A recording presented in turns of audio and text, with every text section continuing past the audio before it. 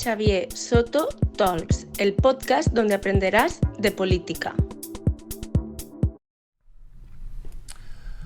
Hola a todos y a todas, bienvenidos a un nuevo episodio del podcast de la Xavier Soto Talks. Hoy hemos venido hasta el Parlamento Europeo para hablar con Jonás Fernández Álvarez. Bienvenido, ¿qué tal? Muy buenas. Muchas gracias. Encantado, muchas gracias por la invitación. Gracias por aceptar nuestra invitación Por favor. para hablar sobre economía y un poco sobre que nos expliques y nos descubras diferentes aspectos económicos de aquí desde el Parlamento Intentaremos. Europeo. Jonás es licenciado en Economía por la Universidad de Oviedo. Es un máster en International Economics y también en Economics and Finance del Banco de España y Executive MBA por la IESE Business School. Tiene una amplia trayectoria en el sector privado como analista económico, como economista jefe y también como profesor asociado de Economía Internacional en la universidad, antes de empezar como eurodiputado aquí en 2014. Has estado en la Comisión de Asuntos Económicos y Monetarios, en la Delegación de Relaciones con la Asamblea Parlamentaria de la OTAN, en la Subcomisión de Seguridad y Defensa y en esta última legislatura también en la Comisión de Asuntos Económicos y Monetarios, en la Subcomisión de Asuntos Fiscales, que por el nombre, luego nos explicarás a ver si es tan apasionante como el nombre indica, y la Comisión de Presupuestos y la Delegación de Relaciones con Japón y con la República Popular China, que también es una cosa que es bastante interesante de los eurodiputados, que tenéis como dos temas. Sí, tenéis un tema principal y luego estáis en países. Y después la circunscripción. Es decir, la circunscripción en España, como sabéis, es circunscripción de todo el país. Pero es verdad que al final los diputados trabajamos fundamentalmente los problemas o las inquietudes de algunas de las comunidades autónomas, ¿no? Y en mi caso como asturiano, además de trabajar en asuntos económicos, pues también llevas los asuntos que afectan a Asturias, los dosieres que tengan más impacto en tu región particular y ese es otro trabajo. Sí. Fuiste secretario general de Juventudes de Oviedo primero y luego de Asturias. No, de Asturias no, estuve en la ejecutiva. Sí. O sea que has tenido trayectoria en lo privado, en lo público, orgánicamente en el partido y tuviste un podcast. Sí, la tarjeta azul que yo estuve siguiendo una temporada. La verdad es que tenía vocación de seguir haciéndolo, pero llevo un tiempo sin poder grabarlo. Pero bueno, si seguimos aquí intentaremos recuperarlo. Es un canal nuevo e interesante. Nosotros hacemos video podcast. Lo emitimos en audio por los canales de audio y luego en vídeo en YouTube. Sí, es decir, la idea era acercar un poco como lo que hacéis, lo que estáis haciendo también desde vuestra fundación, en este caso sobre política europea. Pues hacíamos unos podcasts, en nuestro caso era quincenal, y informábamos de lo que pasaba en el Parlamento, de lo que ocurría en los plenos, las comisiones, intentando pues acercar, ¿no?, la política europea a los ciudadanos. Pero es verdad que da mucho trabajo, bien lo sabéis, y ahora llevo unos meses sin grabarlo, pero la vocación es recuperarlo. Y algunas entrevistas interesantes también. Sí. Siempre en el podcast intentamos saber más de quién es el invitado. En este caso, Jonás, ¿cómo llegaste a la política? ¿Que ese día despertaste y dijiste esto me interesa o me preocupa? Pues la verdad es que no recuerdo ese día, probablemente porque siempre ha estado en mi entorno y en mi vida, ¿no? Es cierto que en mi familia no hay afiliados al Partido Socialista o a otro partido, pero es verdad que es una familia donde siempre se ha vivido la política pues bueno, muy de cerca, y la verdad es que toda mi vida he estado pendiente de la política, ¿no? De hecho, mi solicitud de ingreso a las Juventudes Socialistas es con 15 años. Poco después fui secretario general de la agrupación de Juventudes en Oviedo y compaginé esa vida orgánica en Juventudes, en el Consejo de la Mocedad de Ubieu en su día, que me tocó fundarlo a finales de los 90, si no me equivoco. La política universitaria también, ¿no?, en las asociaciones juveniles en la facultad, en las elecciones al claustro, las elecciones al rector. Y bueno, pues he estado siempre vinculado y haciendo política. Es verdad que solamente a partir del 2014 en una posición institucional, en este caso en el Parlamento Europeo, pero siempre he tenido ese interés por la política, y con independencia de que uno esté directamente, ¿no?, trabajando en política o en otros ámbitos, Sí. pues la militancia pues te acompaña en cualquier caso, ¿no? El compromiso es permanente y es cierto que, bueno, de manera temporal pues te permite, en este caso a mí, trabajar ahora en el Parlamento Europeo, pero de la militancia uno nunca se retira ni es temporal. Siempre tiene. Xavier Soto, que es un político catalán que falleció hace un tiempo, que es el que recoge el nombre en nuestra escuela de formación, tenía como compromiso, como objetivo, transformar la sociedad y construir un mundo mejor, más justo y más solidario. Sobre todo él reivindicaba mucho en su época, que llevaba temas de juventud, la situación de los jóvenes en los 80. ¿No? Sobre todo había una gran diferencia entre los jóvenes de Barcelona ciudad y en los jóvenes de Badalona, de Hospitalet y de otras ciudades que no tenían las mismas oportunidades. Entonces luchaba mucho contra la política que hacía el gobierno más conservador que había y que hubiese realmente más igualdad de oportunidades para todos. El tema de la juventud está ahora también últimamente bastante preocupante por diferentes temas, ¿no? Pero ¿qué te preocupa a ti cada día de la sociedad actual? ¿Qué crees que deberíamos afrontar? O no sé, cuéntanos. Sí, vamos, quizá también, ¿sabes? Por una parte, como hablábamos antes, la conciencia política la he tenido siempre. O sea, no recuerdo un día en el que desperté y, ¿no?, con esta convicción. Me ha acompañado de alguna manera desde que tengo uso de razón, pero es verdad que después los años de estudio en la universidad y después en otras instituciones y en universidades españolas y americanas o en el Reino Unido como economista, pues a uno le van moldeando, ¿no?, o te van dando herramientas para poder encauzar esas convicciones políticas, ¿no? Y realmente si tengo que elegir una única cuestión, ¿no?, de qué es lo que más me preocupa o qué es lo que más motiva mi trabajo. Hace un par de años publicaba mi último libro, Volver a las raíces, y en él defendía que la gran misión del socialismo no es otra que reducir las desigualdades, ¿no? Y yo creo que en la promesa socialista hay otros ingredientes, ¿no?, todos ellos importantes y bienvenidos, por así decirlo, pero que de alguna manera habría que recuperar la ambición primigenia, ¿no?, que está en la semilla de las organizaciones políticas y sindicales socialistas, ¿no?, iniciadas a finales del siglo XIX, por el cual nuestra misión central, entiendo que no es otra que contribuir a eliminar, a erradicar la pobreza, pero también a reducir sustancialmente las desigualdades, a aumentar las oportunidades en la vida y a redistribuir, es decir, de alguna manera retomar la esencia materialista, podríamos decirle, de la izquierda. Es decir, hay otras cuestiones en la vida muy importantes, pero muchas veces hablamos de la felicidad, de la felicidad o de algunas cuestiones que siendo, obviamente todos queremos ser felices, sí, ¿no?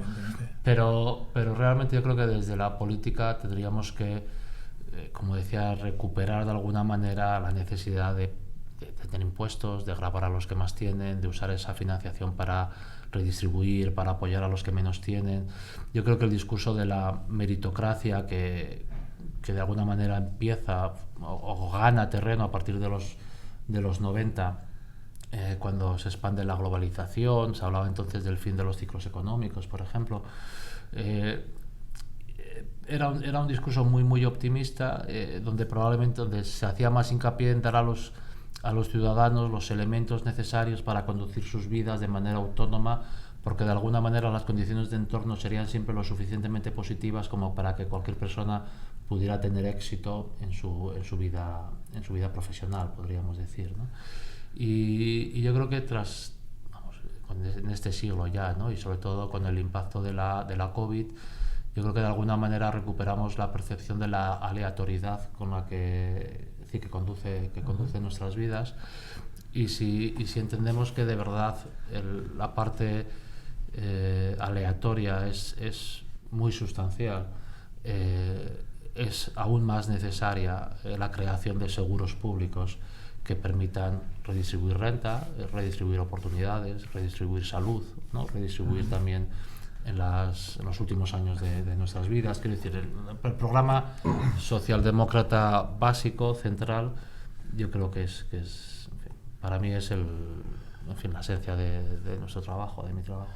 Has mencionado el tema de la COVID y de cómo desde Europa se ha gestionado esta crisis, que ha sido, bajo mi punto de vista, tú nos lo confirmarás o no, muy diferente de otras crisis que han habido. En este caso, los economistas siempre tenéis vuestras escuelas y vuestras teorías, ¿no? Están los de Chicago, los keynesianos, y hay una teoría que dice que si hay una crisis lo que hay que hacer es reducir y que automáticamente bajarán los precios, y hay otra teoría que dice que cuando hay una crisis lo que hay que es meter más dinero, invertir más para que no se pare la máquina y siga creciendo.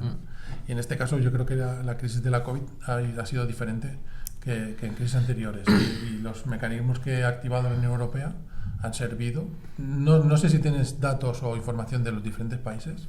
En el caso de España ha servido para que mucha gente no pierda el empleo, entonces al final no pierda su casa, que es lo que pasó, por ejemplo, en la anterior crisis, ¿no? En 2008, y que la gente se mantenga un poco dentro de la economía, o dentro y no se pare ninguna empresa. Las empresas han tenido también financiación para poder mantener los trabajadores, para poder seguir vendiendo. Bueno, ha habido como una inyección de dinero, que es verdad que luego habrá que pagarlo, devolverlo o financiarlo, pero ha hecho que no se pare, que más o menos hayamos salvado de una manera diferente de la anterior crisis, ¿no? Sí. Vamos, en primer lugar, quizá apuntar que no todas las crisis son iguales, claro, ¿no? Al igual que no todas las enfermedades, por ejemplo, que podemos sufrir en la vida son iguales, ¿no? Incluso dentro de una misma enfermedad pues hay patologías distintas o respuesta a los tratamientos distintos. Cada ser humano es un mundo, ¿no? Y la economía se parece en este sentido bastante a la medicina, o a mí me gusta hacer esa comparación porque al final tratas con seres humanos. Y como digo, no todas las crisis son iguales, como no todas las enfermedades o incluso una misma enfermedad sobre distintos pacientes, ¿no? También es verdad que hay escuelas en la profesión, ¿no? Como bien decías. Y te puedes imaginar que siendo socialista, pues uno se apunta a la escuela económica socialdemócrata, que de alguna manera parte en gran medida en Keynes, ¿no? Aunque no solo, pero bueno, hay una corriente de pensamiento económico donde me sitúo como socialista. En cualquier caso, la crisis que se inició con la COVID y la respuesta de las instituciones comunitarias, como bien dices, fue muy distinta a la crisis financiera y fiscal de 10 años antes, ¿no? Sin duda, el recuerdo del mal tratamiento que tuvo la crisis financiera estaba muy presente. No hace falta recordar que, ¿no?, los efectos sociales, pero también económicos de toda la política austericida que siguió la crisis financiera y fiscal, pero no solamente el recuerdo, sino también las mayorías políticas, ¿no? Porque muchas veces desde las ciudades o los pueblos de nuestro país, en nuestra vida diaria, se percibe Bruselas como una especie de nave nodriza, ¿no? O una ciudad ahí en Bruselas, siempre bajo las nubes, donde se toman decisiones y donde no apreciamos quién las toma, ¿no? Es decir, es difícil distinguir entre el Parlamento, el Consejo, la Comisión, pero también es difícil entender las mayorías políticas que animan las decisiones que se toman aquí, ¿no? Y las mayorías políticas que había en las instituciones comunitarias durante la crisis de la COVID fueron muy distintas a las que había durante la crisis financiera y fiscal de 2010-2012, en las que casi todos los gobiernos europeos eran gobiernos conservadores. Yo creo que se salvaba España, Portugal y no sé si algún otro país más, pero además donde la mayoría conservadora en la Comisión era muy amplia. El presidente entonces era Durão Barroso y el presidente de Francia era Sarkozy. Es cierto que Macron no es de nuestra familia política, pero Sarkozy está aún más lejano, sí, ¿no? Y el gobierno alemán era un gobierno liderado también con Merkel, pero en coalición con los liberales, ¿no? Bien distinto al gobierno de coalición con los socialistas, con Scholz como ministro de Economía en aquel momento. Por lo tanto, había mayorías políticas distintas donde los socialistas teníamos un peso relativo superior, también aquí en el Parlamento. Y por lo tanto, es una de las razones por las cuales es muy importante votar, Sí. ¿no? Porque las decisiones en Bruselas no caen del cielo, ni las elaboran 4 burócratas en un despacho, sino que son el resultado de la batalla y de la discusión política que existe en esta ciudad y que se aprecia con dificultad desde fuera de la burbuja.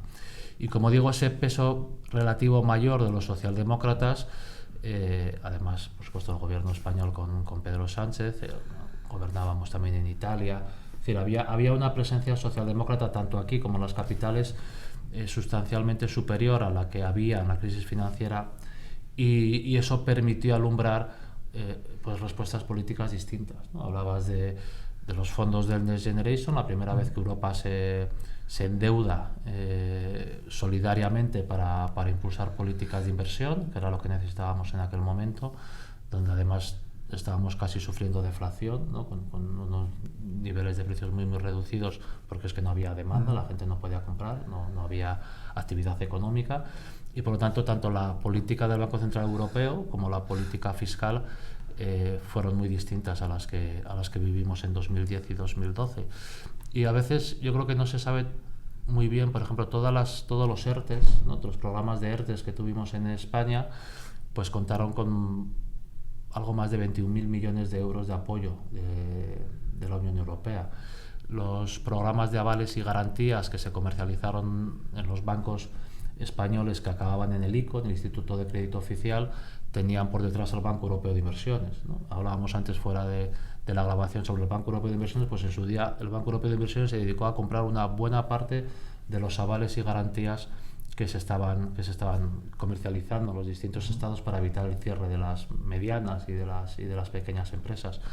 Por lo tanto, Europa fue capaz de poner en suspenso las reglas fiscales, olvidarse de las políticas austericidas de la crisis previa, poner un fondo europeo para ayudar a financiar la recuperación, pero además poner financiación europea para cubrir los ERTEs, para que las personas que no podían trabajar durante esos meses de paralización de la actividad, a los cuales los distintos estados, entre ellos España, empezaron, ¿no?, a financiar los ERTEs, pues saber que detrás estaba la Unión Europea, como lo estaba detrás de los avales y las garantías, como lo estaba también en el desarrollo de la vacuna contra la COVID y su rápida comercialización por toda Europa, ¿no? A veces, si las cosas que pasan quizá a veces las damos por hecho, pero es decir, en Europa todos los ciudadanos europeos, fueran búlgaros, españoles o alemanes, tuvieron acceso a la vacuna al mismo momento, ¿no?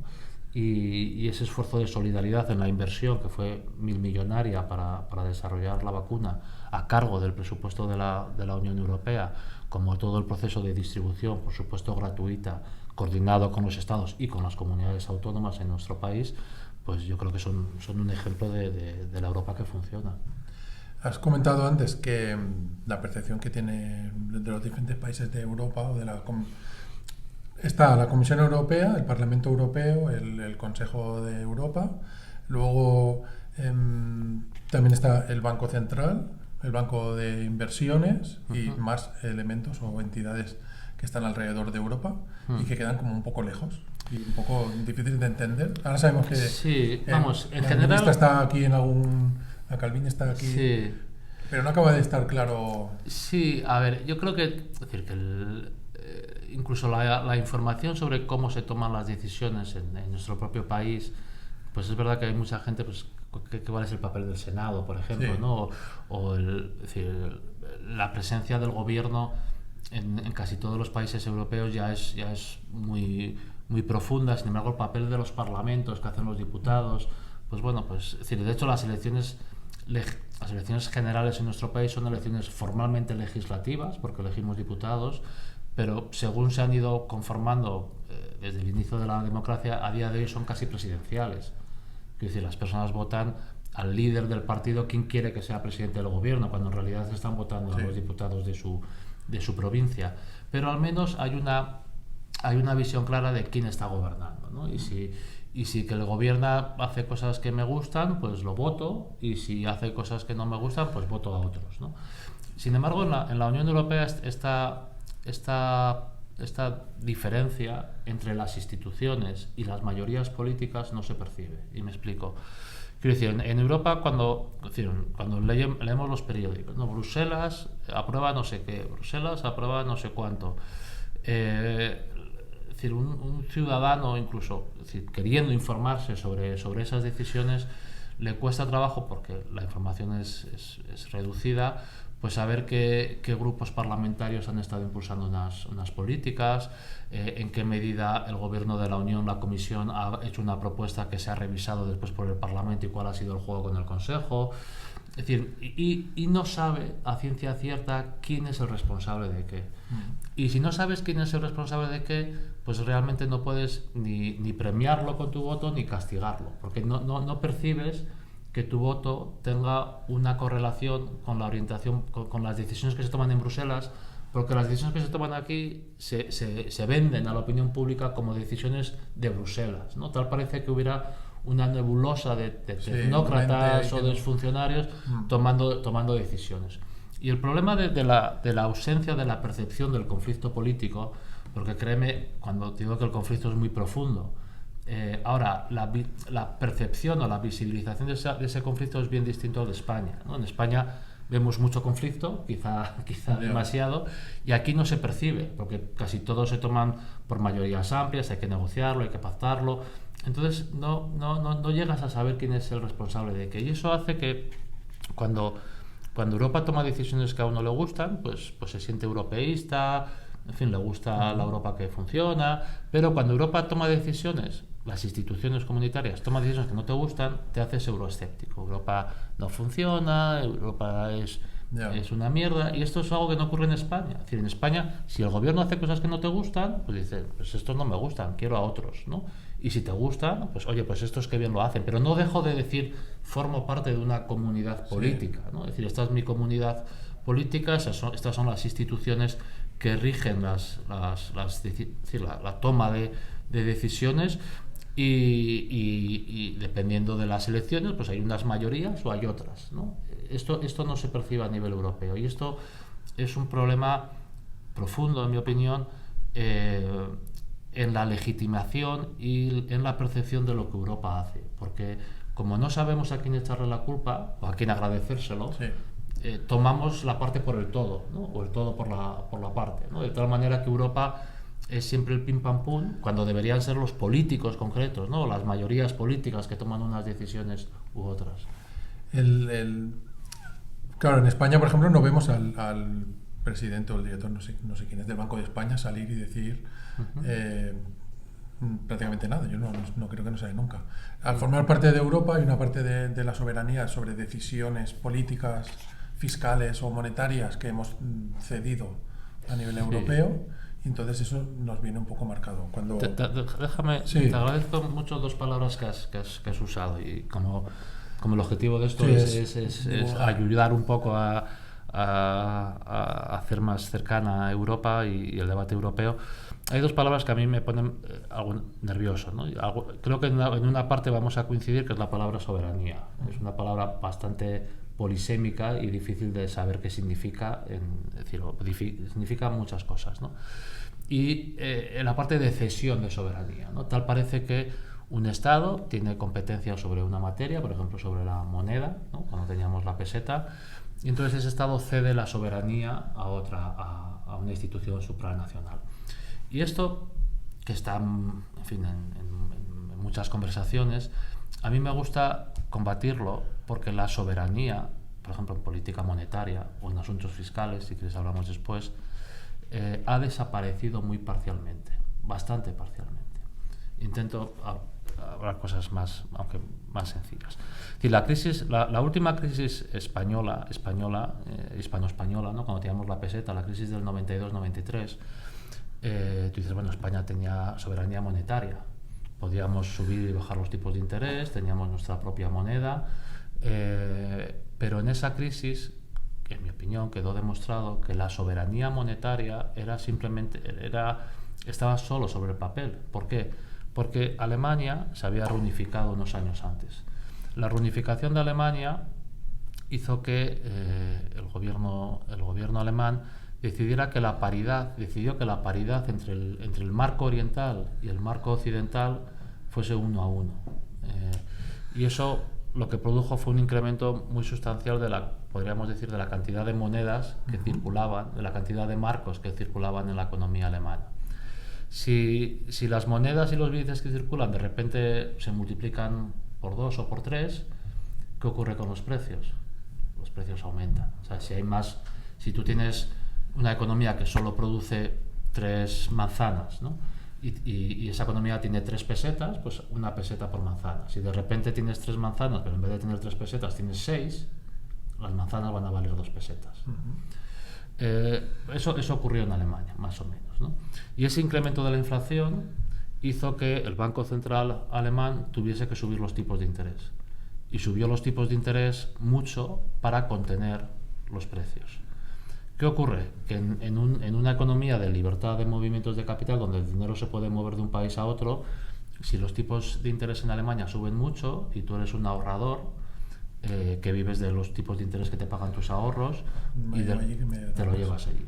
Entonces, si de repente tú empiezas a cambiar pesetas por marcos para invertir en Alemania, ¿qué ocurre con la peseta? Que se deprecia, que se devalúa. Y si se devalúa la peseta, ¿qué ocurre con todo lo que compras del resto del mundo? Que sus precios en peseta aumentan. Y entonces España tuvo una crisis inflacionaria, tuvo que subir tipos de interés también para evitar la salida de capitales a Alemania y para combatir la inflación, y toda la deuda que habíamos emitido en los años previos pues hizo que el país se paralizara. Entonces, perdona hay un beneficio claro de entonces, ¿era España soberana en temas de política monetaria? En el papel lo era. Sí, en la decisión, pero condicionada por el mercado, las decisiones del Banco Central alemán hacían que el Banco Central español, que el Banco de España, tuviese que seguir las políticas de otros. Entonces, ¿somos más soberanos ahora o menos? Pues realmente tener una persona en el Banco Central Europeo participando de la toma de decisiones sobre los tipos de interés que se tienen en cuenta, no solamente pensando en Alemania, sino pensando en el conjunto de la Unión Monetaria, de la zona euro, permite a España ser más soberana que antes. Y muy rápidamente, impuestos. Las grandes corporaciones internacionales vemos que mueven sus beneficios de unas jurisdicciones a otras para declararlos en los países donde los tipos impositivos sean más bajos. Los movimientos de capitales, los patrimonios. Es decir, hay una parte de la economía que está fuera de la supuesta soberanía fiscal que tienen los países. Sí. Un ejemplo muy concreto, el último y esperemos que volvamos a tener otro ahora, gobierno socialista en el País Vasco, con Patxi López a la cabeza, subió la imposición a la SICAV, ¿no? a unos fondos de inversión. Bueno, al año siguiente todas las SICAV se habían ido a Madrid, ¿no? Esto sigue ocurriendo con sucesiones, con patrimonio, con muchas cosas, ¿no? Entonces, tú tienes sobre el papel una soberanía fiscal que seguimos teniendo, porque en temas impositivos todavía no la hemos cedido a la Unión Europea, que en realidad no existe, que es ficticia, ¿no? Entonces, la Unión Europea no es un proyecto de cesión de soberanía, es un proyecto de recuperar la soberanía que hemos perdido, porque esa soberanía ya ha dejado de existir. Para que no haya competencia entre los países, ¿no? Entre los países antes de crear la Unión Europea, había competencia entre los países, ahora estamos todos dentro del mismo mercado y eso nos fortalece. Exacto. Ahora la competencia es con el dólar o con otros países. Sí, vas recuperando soberanía, es decir, vas recuperando soberanía. No, es decir, la Unión es un camino de recuperar la soberanía que la evolución del mundo en las últimas décadas ha ido reduciendo al sector público. La Unión Europea, hablemos de la Unión Europea, sea Comisión o Parlamento, recibe una financiación que luego devuelve a los estados en fondos de subvenciones, ¿no? Tenemos fondos de cohesión, fondos de emprendimiento y luego tenemos también inversión sostenible, el marco financiero plurianual. Aquí la gente conocerá mejor más los FEDER, o estos tipos de dinero que llega. Al final se financia la agricultura, se financia la ramadería y también pues el empleo y estudios, centros de formación, es todo. Se redistribuye otra vez hacia los países los fondos que recibe la Unión Europea, ¿no? Sí, a ver, la Unión Europea es una unión de estados, pero también es una unión de ciudadanos, ¿no? los estados están representados en el Consejo y los ciudadanos europeos están representados en esta casa, en el Parlamento Europeo. De alguna manera el modelo replica bastante bien el sistema alemán, donde tienes un parlamento que representa a los ciudadanos y donde tienes un senado, un Bundesrat, que representa a los estados federados, ¿no? a los Länders. Y que, por cierto, recuerda algunas de las propuestas de reforma constitucional que en su día defendía el PSOE para reformar el Senado como Cámara de Representación Territorial. Entonces, ¿cómo financiamos a la Unión? Pues en estos momentos, en torno al 90% de los recursos de la Unión Europea vienen de contribuciones de los estados. O sea, los estados son los que ponen el dinero en el presupuesto de la Unión. Y lo ponen teniendo en cuenta el peso relativo de su PIB y otra serie de cuestiones como la negociación de la financiación autonómica en España, ¿no? Pues hay una negociación y en virtud de distintos criterios, pero fundamentalmente el económico, hay estados que ponen más dinero y otros que ponen menos. ¿España puede ser que sea el 1% del IVA o algo así? ¿Está relacionado con el IVA o no? Vamos, en general España aporta como el 10 o el 11% de la Unión Europea.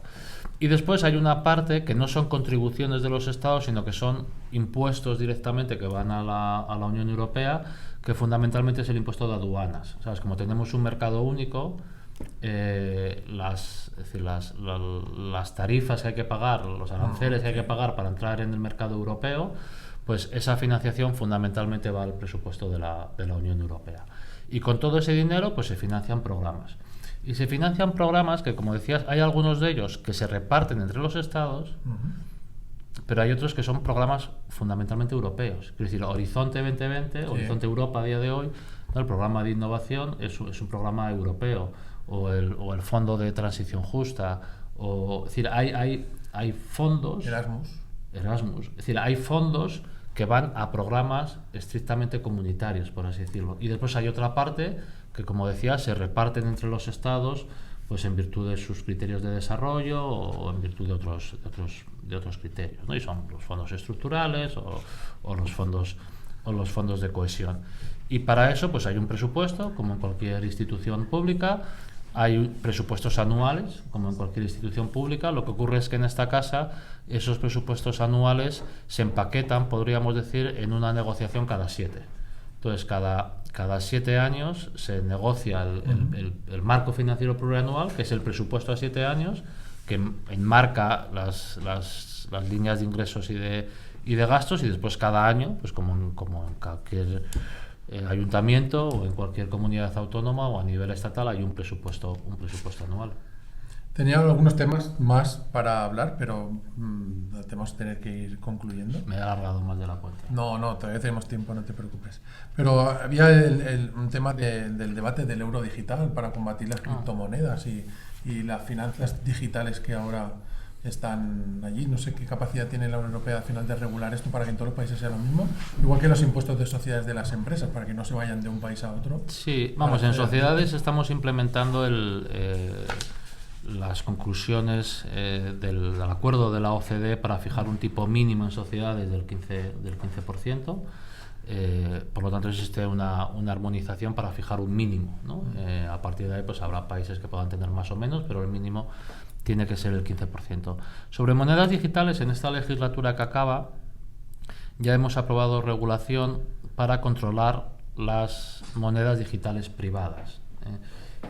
Fundamentalmente las que se llaman stablecoins, que son una parte de las monedas digitales que te prometen un tipo de cambio a las monedas normales, vamos, a las monedas oficiales, ¿no? Al euro o en este caso al euro, ¿no? Entonces, si hay un emisor que emite monedas digitales privadas que te dice, bueno, y el tipo de cambio entre esa moneda digital y el euro está fijo, por lo tanto da una cierta certidumbre a la persona que juega o que quiere o que ahorra y que quiere invertir en esas monedas, ahí hay un tipo de cambio fijo. Bueno, pues esos emisores tienen una regulación que ya hemos aprobado, se llama MiCA, que obliga a tener una regulación y un control sobre esos emisores, sobre los que crean la moneda, muy similar a la que tenemos sobre los bancos, por ejemplo, ¿no? El caso de las bitcoins, por ejemplo, que quizás sea muy conocido, esto no es una stablecoin, esto no garantiza ningún tipo de cambio, es un activo puramente especulativo, y ahí, pues bueno, como los sellos en su día o cualquier otro activo que de repente se ponga de moda, pues eso está de momento fuera del ámbito de la regulación prudencial, que se llama, de la regulación para evitar quiebras, ¿no? Para garantizar la solvencia de ese tipo de monedas. Y lo que se ha avanzado es en derechos del consumidor, de información al consumidor. Yo creo que aún hay que hacer más para que los consumidores sepan lo que están, en fin, lo que están haciendo. Pero ese es un activo puramente especulativo que no tiene los riesgos sistémicos de las monedas digitales que te prometen un tipo de cambio fijo, que eso genera otros problemas que no merece la pena. En fin, no hay tiempo ni para alargarse. Daría para otro podcast. Daría para otro podcast. La cuestión es que, con independencia de esa regulación sobre las monedas digitales privadas, hay un reglamento que se está negociando en el Parlamento y que previsiblemente pasará a la próxima legislatura, porque no vamos a lograr un acuerdo en estas semanas, para que el Banco Central Europeo, además de emitir los billetes, ¿no? del euro que llevamos en nuestras carteras, que llevamos más, porque cada día se usa menos, ¿no? el cash, pues exista un euro digital público, de tal manera que las personas puedan tener una wallet, ¿no? Una cuenta corriente, en fin, no es exactamente así, pero permitirme la simplicidad, tener una cuenta corriente en el Banco Central Europeo. Es decir, que no solamente tengas una cuenta en tu banco concreto, en tu banco comercial, sino que probablemente a través de tu banco, pero tener una cuenta en el Banco Central Europeo. Y entonces, esa cuenta del Banco Central Europeo, pues hay una discusión sobre qué cantidad de ahorros puedes tener ahí. Pero claro, si tienes muchos ahorros en tu cuenta central del Banco Central, en tu cuenta del BCE, sí, tendrías menos en tu cuenta del banco comercial, y eso tiene implicaciones sobre la estabilidad financiera y sobre el proceso de creación de dinero, que son cosas bastante, en fin, no viene al caso. Y después también como método de pago, que además de usar Bizum o cualquier instrumento para pagar, una tarjeta de crédito, que por cierto son casi todas ellas americanas, pues poder tener un sistema de pagos plenamente europeo a través de las cuentas del Banco Central Europeo. Es un debate complejo, porque probablemente muchos de nosotros, cuando entramos en el banco, lo hacemos ya por internet y vemos ahí un dinero, sí, que es dinero digital también. Es decir, los bancos no tienen nuestros billetes ahí apilados, son cuentas digitales. Pero si esas cuentas digitales, en vez de tenerlas en nuestro banco, están en el Banco Central Europeo, pues bueno, una de las bondades es que ese dinero, es que el Banco Central Europeo nunca puede quebrar, o sea, no quiebra por definición. Sin embargo, los bancos comerciales, aunque hacemos un gran esfuerzo regulatorio desde esta casa para regular y para supervisar a los bancos, pues a veces pasa, ¿no? Entonces, bueno, el euro digital, como digo, es una realidad en la medida en que hay un reglamento que está en trámite. El Banco Central Europeo está trabajando también en su implementación y esperamos que al inicio de la próxima legislatura poder aprobarlo y que en los próximos años podamos empezar a tener no euros digitales, que de alguna manera ya los tenemos cuando entramos en nuestro banco, ¿no? Cuando vemos ahí la cuenta corriente, sino euros digitales públicos, emitidos directamente por el BCE. Pero digo que esto exige otro podcast para explicar esto con más detenimiento. Pues igual haremos uno específicamente para hablar de estos temas. Y ahora, el 9 de junio, tenemos elecciones europeas. Y de todo lo que hemos estado hablando, nos jugamos en la siguiente legislatura europea lo que comentabas antes de las mayorías para tomar decisiones en un sentido o en otro. Las amenazas de la ultraderecha, que ya van gobernando y ganando elecciones en muchos países, se cierne sobre el Parlamento Europeo igual. Y tenemos retos muy importantes que afrontar.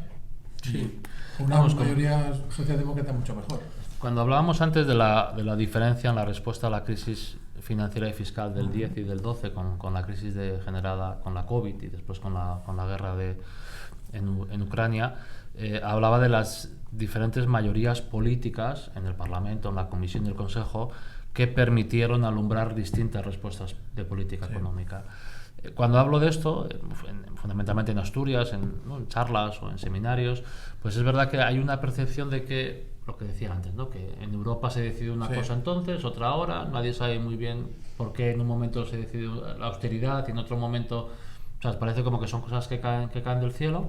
pero son cosas que responden a las mayorías políticas. Y para los próximos años tenemos la transición verde, ¿no? La transición digital, el fortalecimiento del pilar social, pilar europeo de derechos sociales, la necesidad de mejorar la inversión a nivel europeo. En fin, hay suficientes elementos encima de la mesa para que los ciudadanos y especialmente los compañeros y las compañeras del PSC y de otros partidos socialistas o socialdemócratas en Europa y sus amigos, ¿no? Y amistades y conocidos, porque probablemente los compañeros ya lo sepan, pues esas políticas dependerán de las mayorías políticas, entre otras cosas, en esta casa.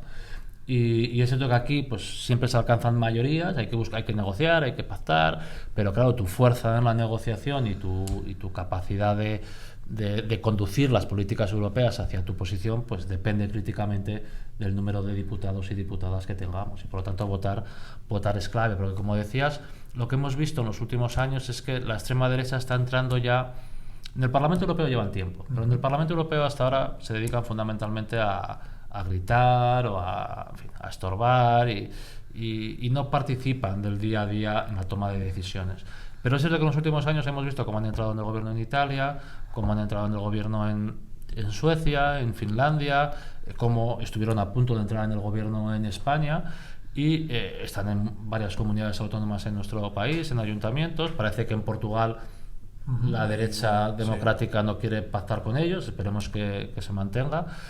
Pero el riesgo es que a nivel europeo, la derecha europea, la derecha tradicional, por así decirlo, al igual que ha hecho en algunos estados, intente crear una coalición aquí ¿no? de características similares. Lo que haría sería bloquear el funcionamiento de la Unión Europea. Entonces, es decir, en las elecciones europeas decidimos el Parlamento. Tiene que seguir habiendo una mayoría proeuropea donde los socialdemócratas tengamos una capacidad de presión relevante, tan relevante como la que hemos tenido en esta legislatura, que no teníamos en la legislatura de la crisis financiera, y somos conscientes de que esa extrema derecha ya está en varias capitales, ¿no? Por lo tanto, va a ser una legislatura compleja, difícil, porque es decir, la construcción de mayorías aquí en el Consejo pues tienen sus lógicas, pero en fin, simplemente hacer llegar a todos los amigos y amigas que nos siguen que las decisiones europeas no las toman tecnócratas, ni funcionarios, ni burócratas, las toman políticos que están o estamos aquí sujetos a una legitimidad, la legitimidad democrática, y que dependiendo de la fuerza de cada uno, la Unión Europea irá por un camino o irá por otro o no irá, ¿no? Y eso es lo que nos jugamos. En las elecciones del próximo 9 de junio está en juego el fortalecimiento del sistema de protección social, como decías, la disminución de las desigualdades y todos los retos sobre la digitalización, el cambio climático o la emergencia climática, el Pacto Verde y todo. Muchas gracias, Jonas, por acompañarnos en este podcast. Muchas gracias a vosotros por seguirnos. Y el próximo episodio, más temas. Muchas gracias. Muchas gracias por la invitación. Un placer. Gracias. Recuerda que puedes seguirnos en Instagram, YouTube, Spotify, iVoox y Apple Podcasts.